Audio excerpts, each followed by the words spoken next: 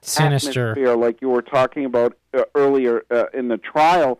Now, eventually, Ramirez was sentenced to death, and he's currently in San Quentin on death row awaiting execution. And his story gets more bizarre because one of the phenomenon I trace in Satanic Crime, which you can get at williamhkennedy.com, is the fact that a lot of these serial killers like Charles Manson and Richard Ramirez, they actually got groupies started following them.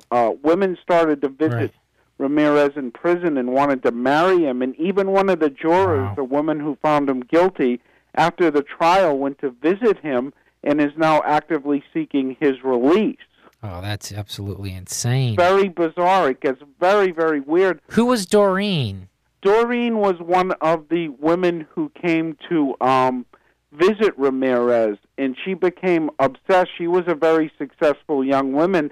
Now, as far as these young women, a lot of them are attractive and have really good jobs, but there's bizarre phenomenon that they become obsessed with death row Romeos. These are guys who are on death row who actually get these groupies. And Doreen Leoy, who was one of these groupies, she was a magazine editor, and she started sending Richard Ramirez letters in 1985 and started to visit him. Wow. And she became, eventually they got married.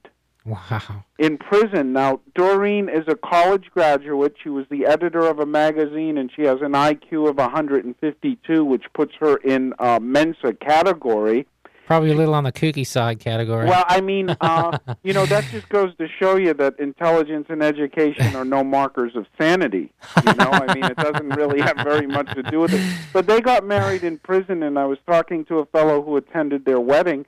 It was held in San Quentin's, the visiting room for death row inmates, and a minister came in and said the service and all these other serial killers, a lot of them bowed their heads and clutched their hands during this religious ceremony. Now, the minister did not say "till death do you part," because you never say that on death row.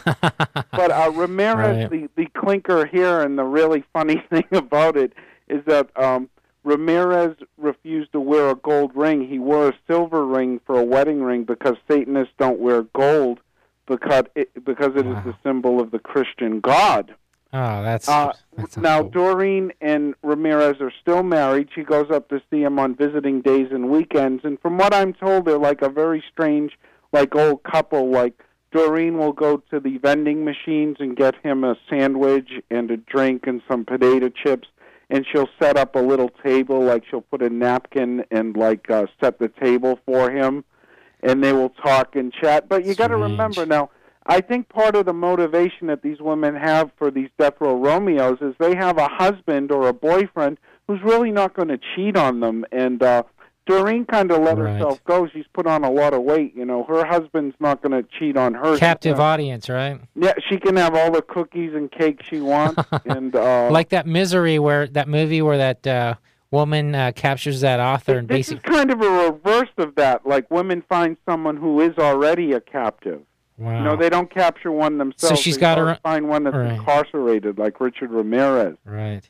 And this is a very, very common thing amongst all these serial killers. These bizarre groupie women, like I say, many of them are young. Was she a Satan? Are attractive and successful. Why they're drawn to? I mean, what kind of a future can you have with someone who's on death row? Not very, very much of a future, but maybe it's a control thing and a security thing. But is she a Satanist herself? No, she's not. She actually considers herself a Christian. Oh. She has never converted to Satanism at all. Maybe it's a false compassion or something. I don't, she's probably a liberal if you check her politics. Explanation for why these women go with men who are on death row. It's still a puzzle to me. So they haven't done a psychological study of this yet, huh?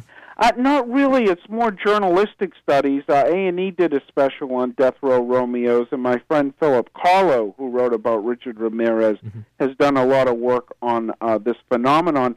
But there hasn't been a good university study of them. It would be great to get a psychologist and a sociologist or even a cultural anthropologist to look at this phenomenon. Sounds like it's overdue. But what's the fate of Richard Ramirez? Nobody's knocked him off in jail. He's still alive. When's he slated? No, the San Quentin death row, it's pretty tough to do that. They keep these guys pretty much segregated. And the only time they're together, they're searched and stuff, and that's in this visitor's room they have where, like, Doreen meets her husband and stuff. He will probably never get out on appeal, and California isn't executing people at this time, so he probably will die in prison. So he's at San Quentin, right? He's at San Quentin, right. Let's see, who else is there? That guy that killed his wife, Peters or something? Oh, I forget. Anyways, okay, so is he under threat? Is he under like lockdown, or is he?